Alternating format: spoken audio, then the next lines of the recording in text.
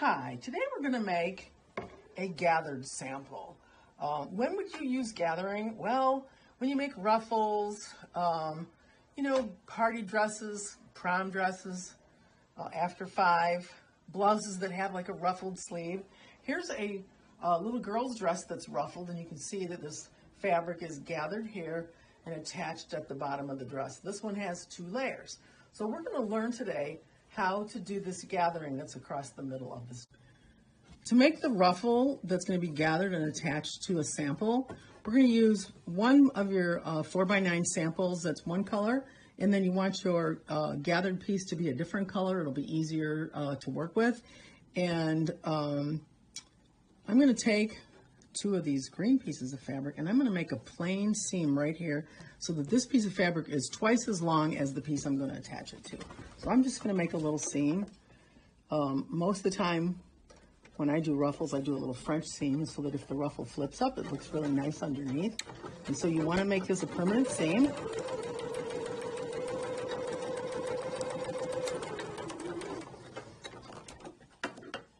So I've back tacked the top and the bottom of it. And I would press this open. So this seam will be pressed open.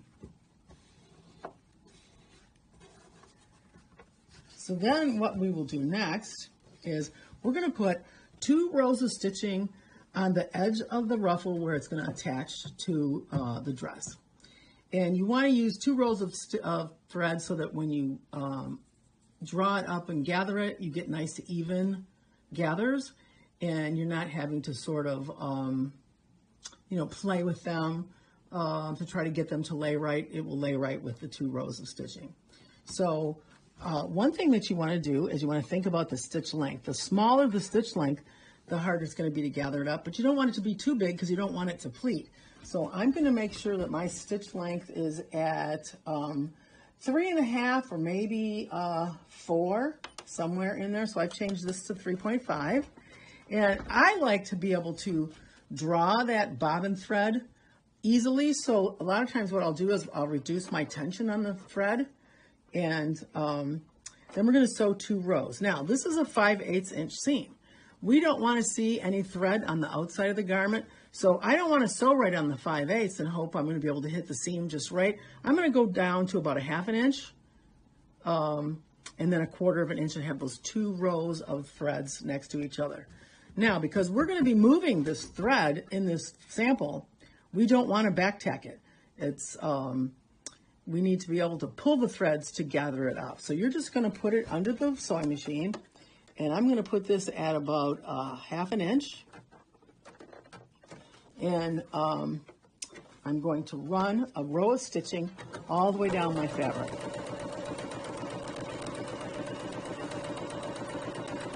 I'm going to check to make sure that the seam is pressed open. I want it open. I don't want it to fold over on itself and be lumpy.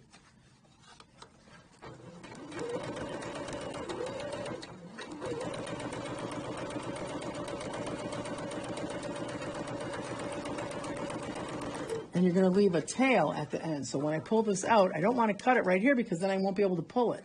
I'm going to cut it here. I'm going to leave a little tail. Then I'm going to sew another row of stitching right next to it. And I'm going to leave these little tails at the end too. And I'm just going to push these out of the way so that I don't accidentally stitch them. So I'm going to do a row of stitching right next to it.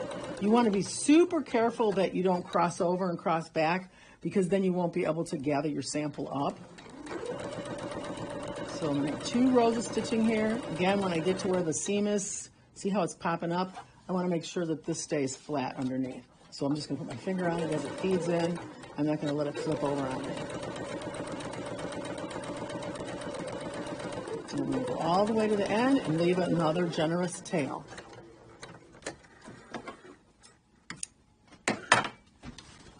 So we've got this 2 rows of stitching that we're going to be able to gather up the fabric. Before you go forward, if you did change your tension, make sure you put it back. You don't want to forget that. I'm going to make sure I have some tails hanging out the back of the machine here. And I'm going to be attaching this fabric, that's the gathered ruffle.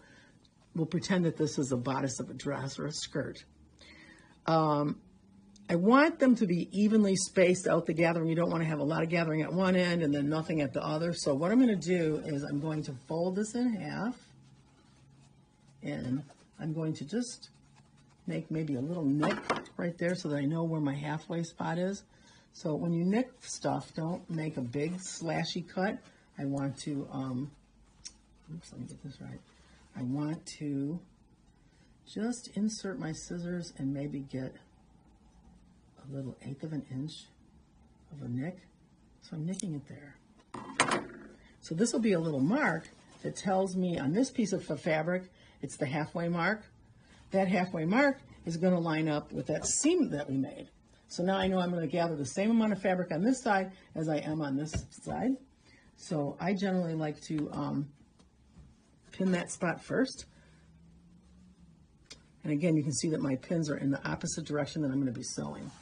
And then what I'm going to do is go to the end here where I've made those 2 rows of stitching, and I'm going to take the 2 threads that are on this side of the fabric. I'm going to leave those hanging down the back. Don't grab them wrong, or once you start, don't grab the other ones, because when you pull that, you'll lock the stitching and you won't be able to gather. So what we're going to do is we're just going to pull those threads and we're going to gather this fabric up.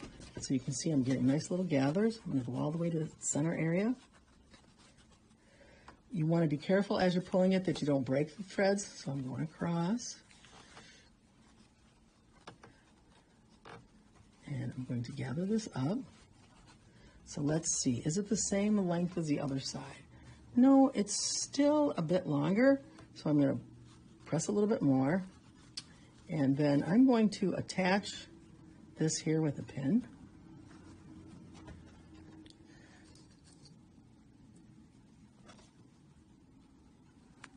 I want to make sure I gathered up enough. Oh, it could go a little bit more, so I'm going to pull a little bit more.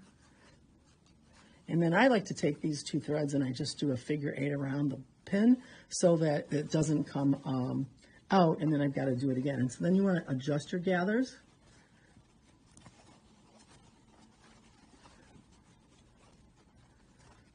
You want to try to balance them out so that you have an even amount. So then you're going to go ahead and do the other side. Okay, so we're going to press this gathered seam. And a lot of times what's a good idea to do first is to, see if we can get it so you can see it, is to sort of press the seam while it's still flat. And you don't want to press your ruffles over here because you're just going to put little pleats in them. So we just kind of want to press along the edge there and sort of flatten this out.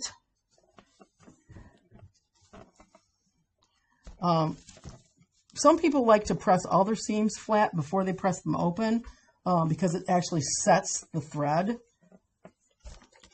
I worked for a fashion designer years ago that had a fit if I didn't press it first before I pressed it open. So everybody has their own little idiosyncrasies of how they like to do things. So we're going to press the dress up away from the ruffle. And to press it flat, you're going to have to really smooth it out and hold it. So watch your fingers with the iron. A lot of times what I do is I sort of pull on the ruffle and I'm just running my iron along the edge. If you don't pull down on it, you're going to have, again, that little rolled edge to a seam and it's not going to look as nice.